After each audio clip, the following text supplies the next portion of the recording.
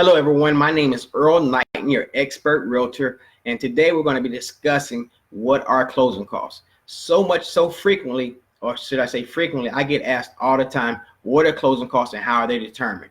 And just recently, like from a client, they asked me, well, okay, can you help me with this closing cost thing? How much am I going to have to pay? Is the seller going to pay those closing costs for me? Can you send me an email outlining what these closing costs and how they're determined?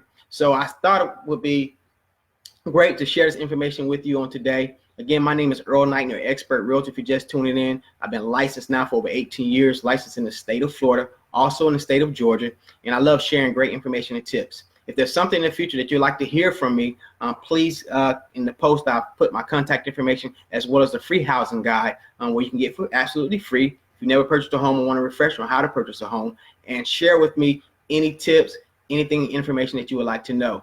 Again, my name is Earl Knight, and we're going to be going over closing costs today. So basically, in a nutshell, closing costs are made up of three separate parts. They're made up of prepaids, they're made up of title fees, and they're made up of lender fees. And you may say, well, what are these three different things? Glad you asked. So let's start with lender fees. Lender fees are basically fees that they charge the borrower to purchase a home. So that loan officer, that bank, has to get paid somehow. And sometimes it's through origination fees, processing fees, there's recording fees, there's a tax certification fee, there's appraisal fees. So all these different fees make up of your lender fees. And that may vary based on what bank you're using. If you're buying your loan down, that's a whole different animal.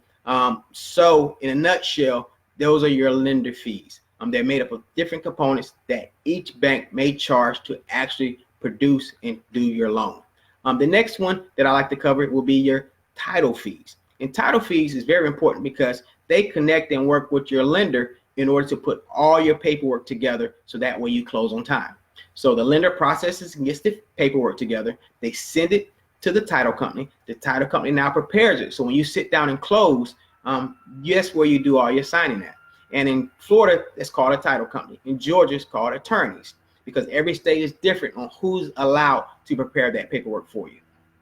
And with your title fees, there's also processing fees, there's recording fees, because now your deed has to be recorded with the county or the state. There's also what they call title insurance that has to be checked out. That has to make sure there's no title defects on the property. That means no past liens, no past due water bills, anything of that nature. That's the title's job to check and make sure those things are done. There's times where the title company may need to order a survey. Certain states require surveys to be done. There's times they may have to put together, if there's flood insurance that's involved with the property. There's this HOA. They're the one that gather all that paperwork together to make sure that things are prorated, whether it's taxes, anything of that nature. So that's the purpose of what the title company does. And they charge a fee for that. Every title company, again, charges different fees. Most of them are pretty much about the same, but for the most part, that's what title fees are made up of.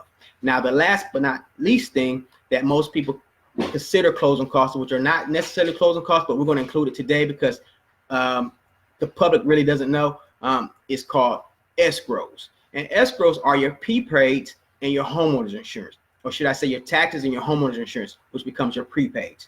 So you have to escrow. Anytime you purchase a home, you have to escrow 3 to 6 months to start a kitty up of your taxes and your homeowner's insurance. When doing this, this allows now when you make your payment each month, your taxes and insurance are included with that. So now you make that payment each month. So when that bill becomes due once a year, guess who pays it for you? Your bank, because you've been building up a kitty to pay your homeowner's insurance and taxes each year. And you say, well, why does the bank do that? Why can't I pay it on my own? Well, back in the day, you used to be able to pay it on your own, but say if you didn't pay your taxes. Well, now they're allowed not to foreclose on your home for not paying taxes. And guess who loses out? Not just the homeowner, but the banks. Well, what if you don't pay your homeowner's insurance and something happens to your home?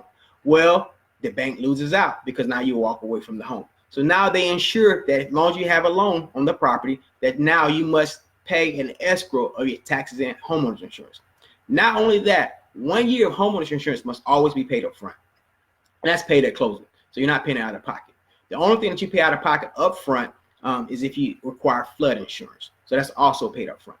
So these are made up of all your closing costs. Again, it's title fees, lender fees, and as well as escrows or prepaids. So these are the 3 things that make up your closing costs. If you have additional questions, please contact me. Again, my name is Earl Knight, your expert realtor. I love sharing great information with you. I look forward to talking to you soon. Again, have a great day and God bless.